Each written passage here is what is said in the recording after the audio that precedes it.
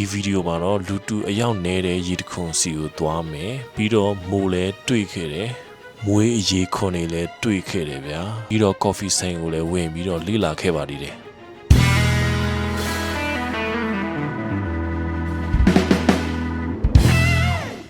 အားလုံးပဲမင်္ဂလာပါကျွန်တော်ခုရောက်နေရတော့ပင်လောင်မြို့နယ်ထငိုကြီးရွာမှာရှိတဲ့ behind the leaf လို့ခေါ်တဲ့ coffee စက်ရုံလေးကိုရောက်နေရပါ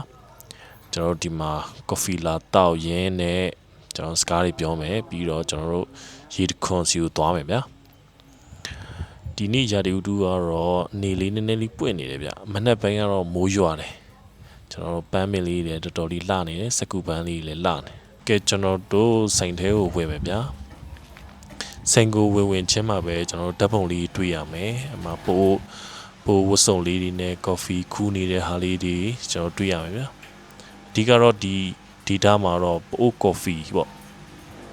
အဲ့လိုပဲခေါ်အောင်ပါဗျာဒါတော့ကျွန်တော်တို့ coffee ကိုကျွန်တော်လှော်နေရပါတက်မှတ်ထားတဲ့အတိုင်းစရောက်တဲ့အထိကိုလှော်ရတာပေါ့နော်ကျွန်တော်မွေးနေရပဲဗျာ coffee အနံ့တော့လေကဲတက်မှတ်ထားတဲ့အနေထားရောက်ပြီဆိုရင်တော့ကျွန်တော်တို့ coffee တွေကိုထုတ်လိုက်ပေါ့နော်အမှအေးခံမယ် coffee အနံ့တော့လုံးဝမွေးနေရမယ်ဗျာ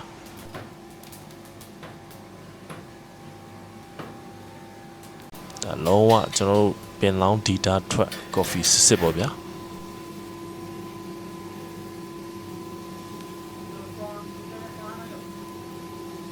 ဒါတော့ coffee အချောက်တွေကိုထပ်ပြီးတော့လှော်မယ်ဒါဒီလိုစက်ကြီးနဲ့လှော်ရတာပေါ့ဗျာ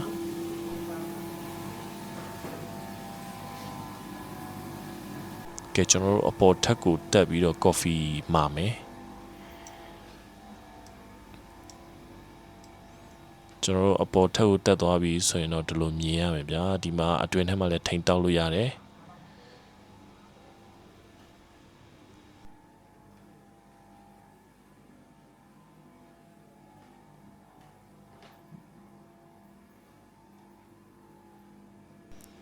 and behind the leaf that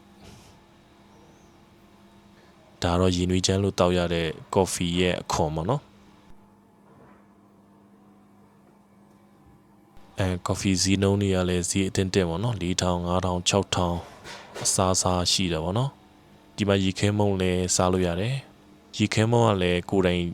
လုပ်တယ်လို့ပြောတယ်ဗျ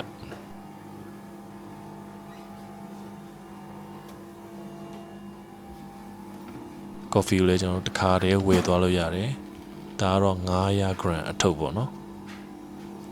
ဒါတော့အစီဗျ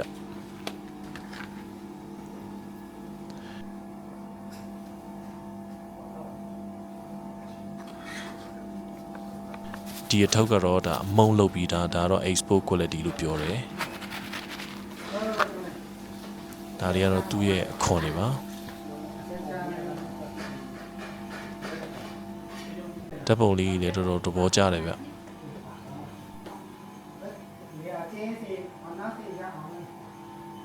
ဒါတော့ coffee နဲ့ပတ်သက်တဲ့ဘူးတာပေါ့နော်ကျွန်တော်တို့တီချာတော့မသိဘူးဗျ coffee အမျိုးအစားလို့ထင်တာပဲဒါတော့အရာတာခွဲခြားတဲ့စဝိုင်းလို့ယူဆရတယ်ဗျ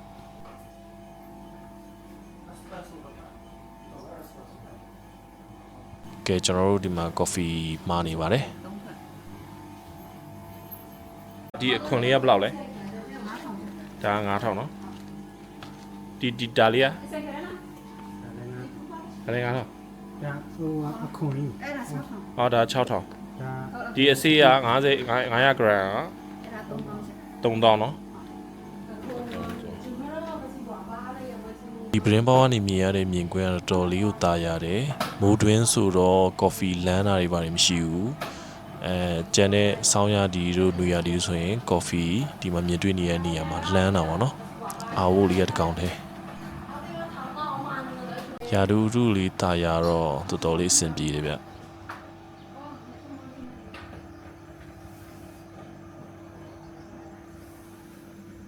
ပို specialty coffee တဲ့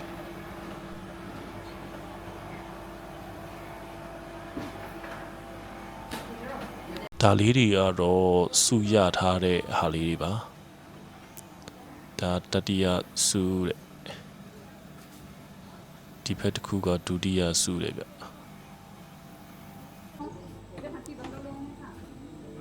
ဒါတော့ကျွန်တော်တို့အပေါ်ထက်ကနေမြင်ရတဲ့မြင်ကွင်းပဲဖြစ်ပါတယ်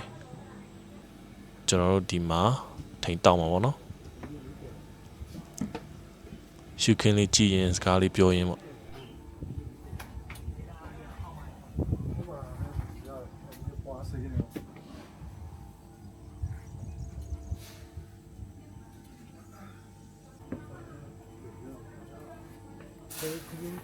ကဲကျွန်တော်ကတော့ဗာမာထားတော့ကျွန်တော်လက်တေးမာထားတယ်အခုဖြော်မှာတော့လက်တေးရဲ့အမေရိကန်နိုရဲ့ဖြော်မှာပေါ့နော်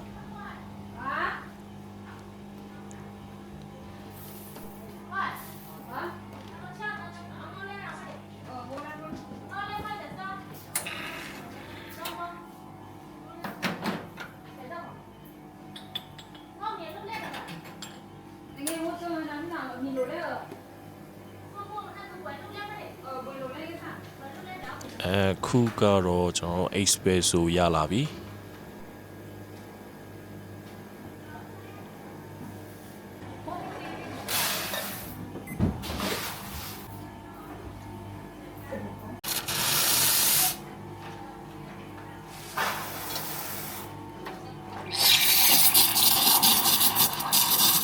ကျွန်တော် espresso ကိုနှိုးနဲ့ဖြော်မယ်နှိုးများနဲ့ဖြော်မယ်ဆိုကျွန်တော်လက်တီးဖြစ်သွားမှာပေါ့နော်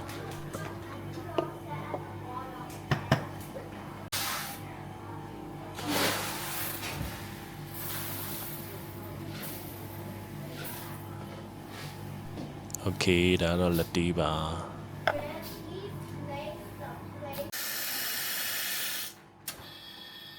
ရေနွေးလေးနဲ့ပဲထည့်လိုက်တာတော့အမေရိကန်နိုပါ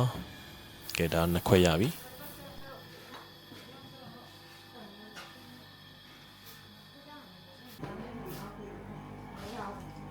တငယ်ချင်းနှစ်ယောက်ကတော့ espresso မာထားတယ်ဗျ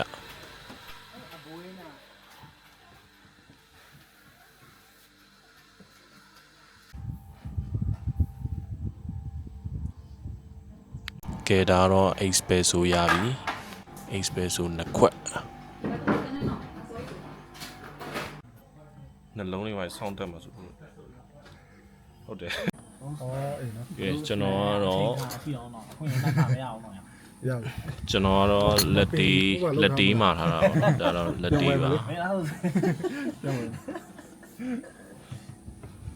ဒါတော့တကယ်ချင်းတွေကတော့espresso ဒါလေးကတော့အမေရိကန်နော်ရာဒီယိုတူကတော့နည်းနည်းပြန်ပြီးတော့မှောင်သွားတယ်ဗျကျုံးမလားကျုံးမလားဒါတော့ကျွန်တော်တို့ coffee စိတ်ထားတဲ့နေရာမှာရိပ်ပြတာပါ coffee လေးကတော့တီးနေပြီ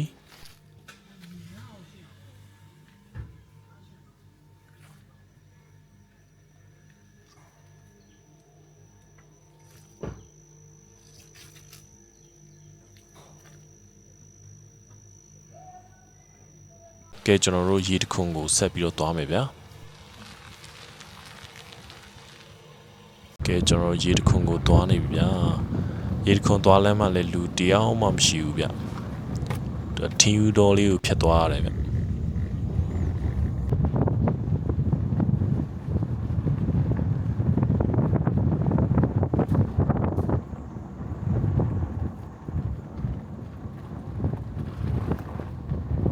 ကဲကျွန်တော်တို့ရောက်ပြီဗျာရေတန်းလည်းကြားနေရပြီ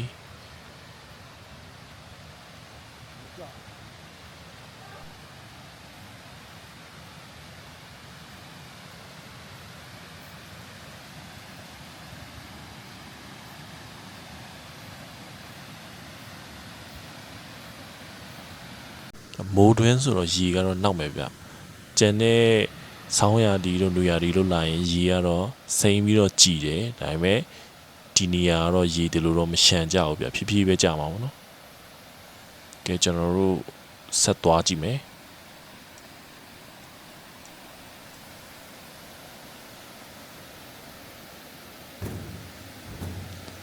မိုးရဒီကတော့လူလာတာတိတ်ရှိမှာမဟုတ်ဗျ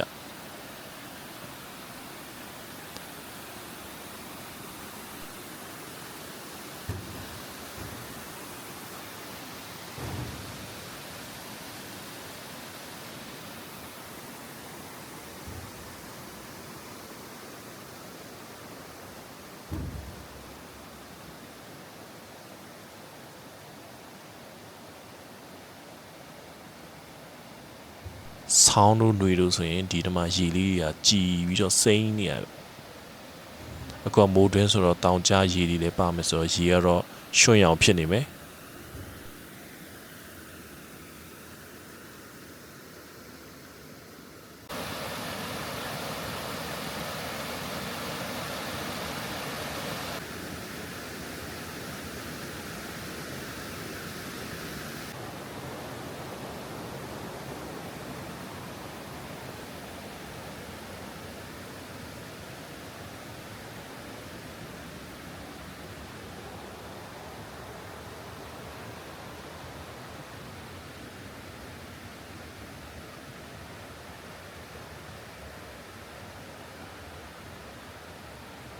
ကျွန်တော်ဒီရေတခွန်ဖက်ကိုလာတော့အဲ့ဖြုတ်လို့အကောင်တွေကလူရဲ့ခေါင်းတော့မှလိတ်ဝဲပြီးတော့တောက်လျှောက်လိတ်လာတယ်ဗျ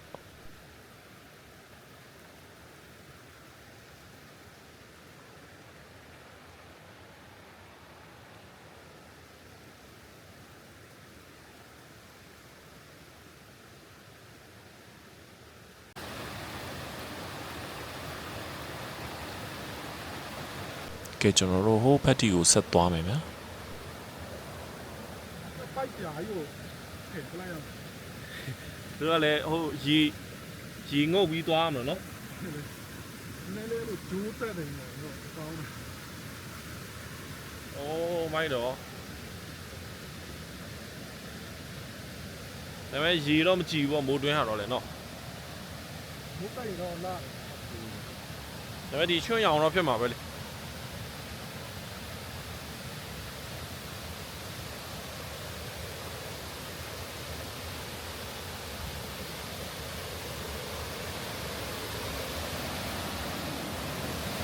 ဒီနေရာလေးကတော့အလားဆုံးနေရာလို့ပြောရမှာပေါ့နော်မိုးရဒီဖြစ်တဲ့အတွက်အကုန်လုံးကဖြာပြီးတော့ကြာနေရပါတော့ကျန်တဲ့ချိန်ကတော့ဒီတဝက်လောက်ပဲရေစီးနေတဲ့ပုံမြင်ရမှာပေါ့ဒါပေမဲ့ရေကတော့ကြည်မှာပေါ့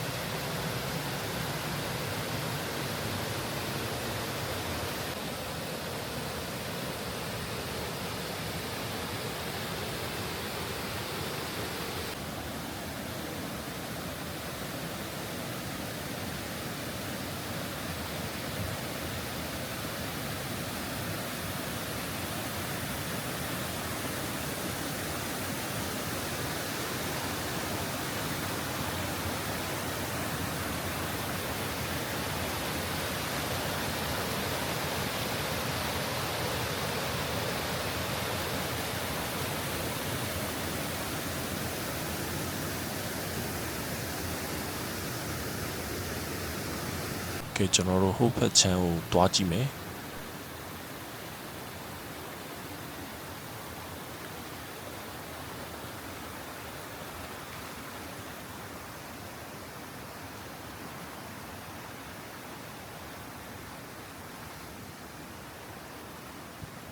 ကျွန်တော်ဒီဘက်ကိုကူးလာရင်လည်းဒီမှာအရန်လာတဲ့နေရာလေးရှိတယ်ဗျ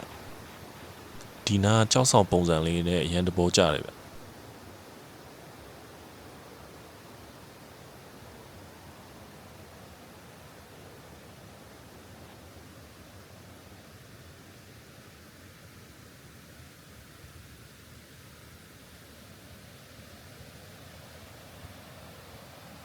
ဒီနမဆိုဓာတ်ပုံရိပ်လို့ကောင်းတယ်လေကထစ်နဲ့အပေါ်ကိုတက်သွားရတဲ့နေရာလေးပေါ့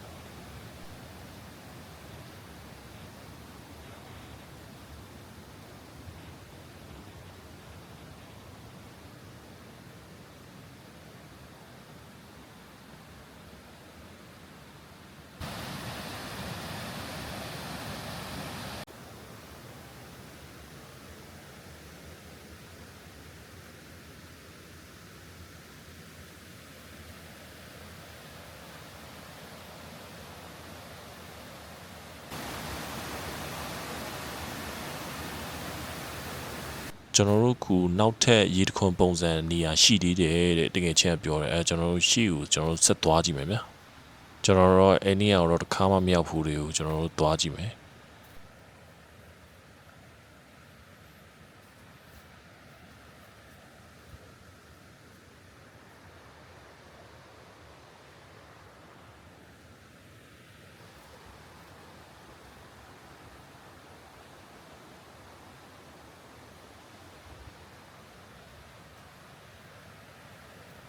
ကျွန်တော်တို့ချောင်းတစ်လျှောက်ကိုတော့လမ်းလျှောက်ပြီးတော့ဆက်သွားနေပါတယ်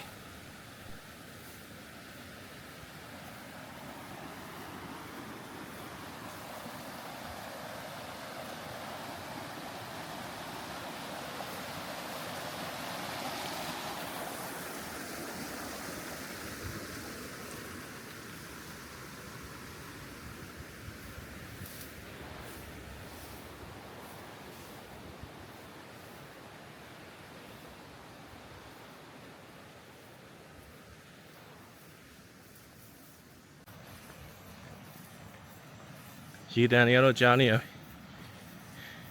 ကျွန်တော်တို့ရှေ့မှာရောက်တော့မှထင်တယ်ဟိုဘက်ကိုဆက်သွားအောင်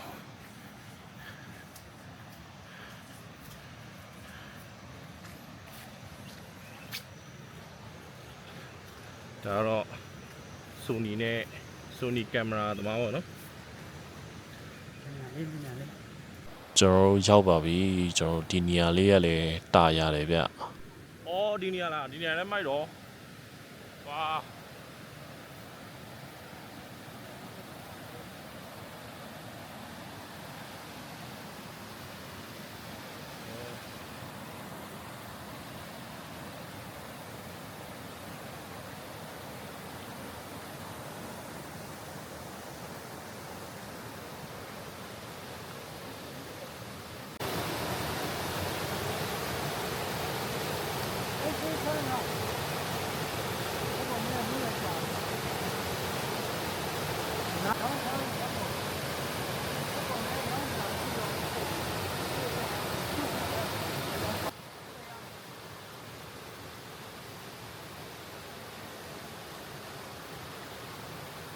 ကျွန်တော်တို့ပထမနေရာကိုပြန်သွားမယ်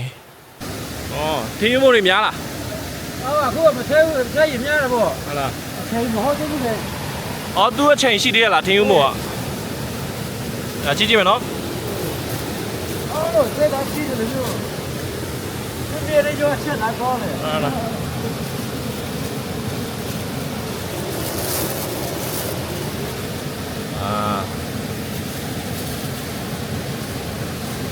အော်ဒါလေးပါနော်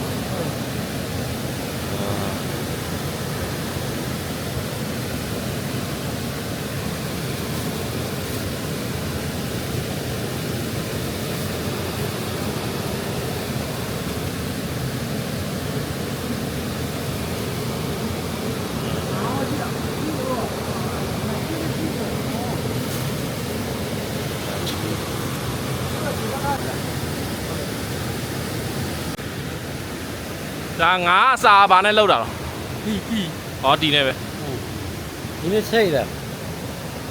ကျွန်တော်တို့ဒီမှာဘာငါးတွေရမလဲဆိုတော့ကျွန်တော်တစ်ချက်တော့လက်ရိပ်ကြည့်မယ်ဗျ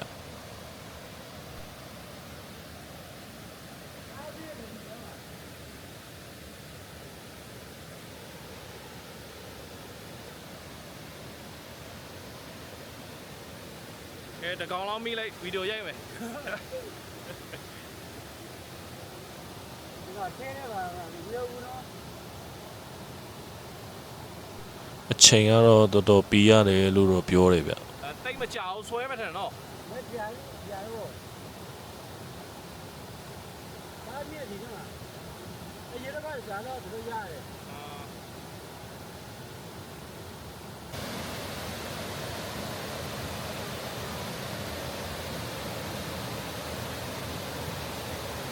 ငါးကတော့ဆွဲတယ်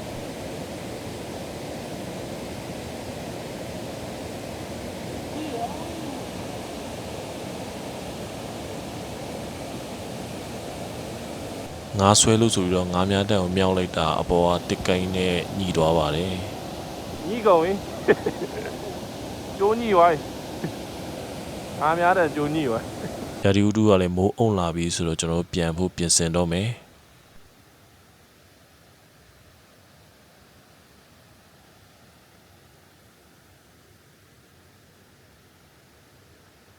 ကျွန်တော်တို့ဒီအထွက်ဖက်မှာလည်းတော်တော်လေးလှတယ်ဗျ